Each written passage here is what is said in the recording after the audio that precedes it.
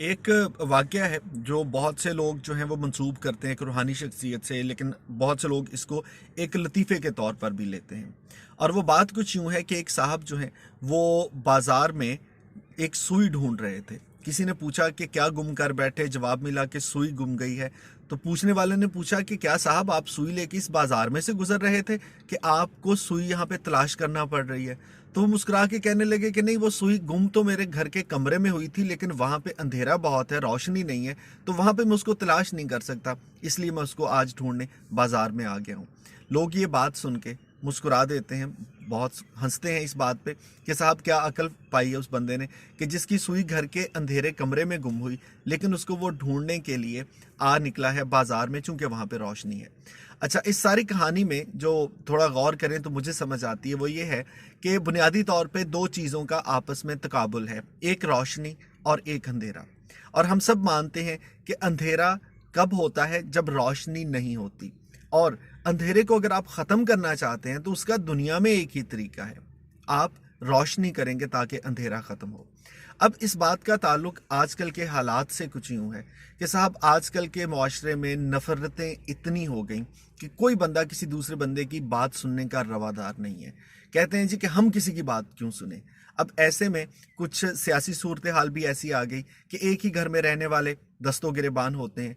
एक दूसरे के साथ जब कोई एक बहस शुरू कर लें, कोई एक बयान जो आपके किसी सियासी लीडर ने दिया हो, जिस जमात से भी आप वाबस्ता हैं, उसको लेके हम इतना डिफेंड करने की कोशिश करते हैं कि भाई चूंकि ये मेरे लीडर ने कहा है तो ये बात बिल्कुल बरहक है, और जो आप कह रहे हैं ये तो ज़िंदगी में मुमकिन ही नहीं है और ये सरासर झूठ है।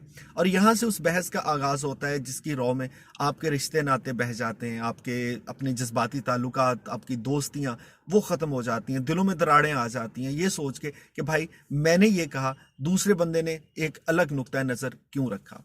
अब रोशनी और अंधेरे का हम तस्करा कर रहे थे कि जैसे अगर आप रोशनी लेके आते हैं तो अंधेरा ख़त्म होता है, अंधेरे को कभी अंधेरे के साथ ख़त्म नहीं किया जा सकता, ये हमने जान लिया। तो फिर इस नफ़रत को ख़त्म करने का तरीका क्या है? जान लीजिए कि अगर आप समझते हैं कि आप आर्गुमेंट करके, आप ऊंची आवाज़ में बात करके दूसरे से अपनी बात मनवा लेंगे, वो अपनी राय बदल देगा और इससे आपके ताल्लुकात भी बेहतर रहेंगे, तो ऐसा ज़िंदगी में कभी नहीं होगा।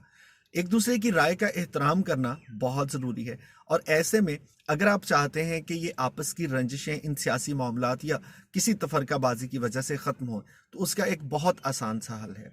आप इस अंधेरे को ख़त्म करना चाहते हैं ना, तो आपको रोशनी लेके आना पड़ेगी। और जब तक वो रोशनी मोहब्बत की, प्यार की, चाशनी की, आप दूसरे की इज़्ज़त व एहतराम की रोशनी नहीं लेके आएंगे, हमारे मुआशरे में से ये अंधेरा कभी ख़त्म नहीं होगा। और मुझे डर है कि ये अंधेरा आने वाले दिनों में और गहरा होता जाएगा।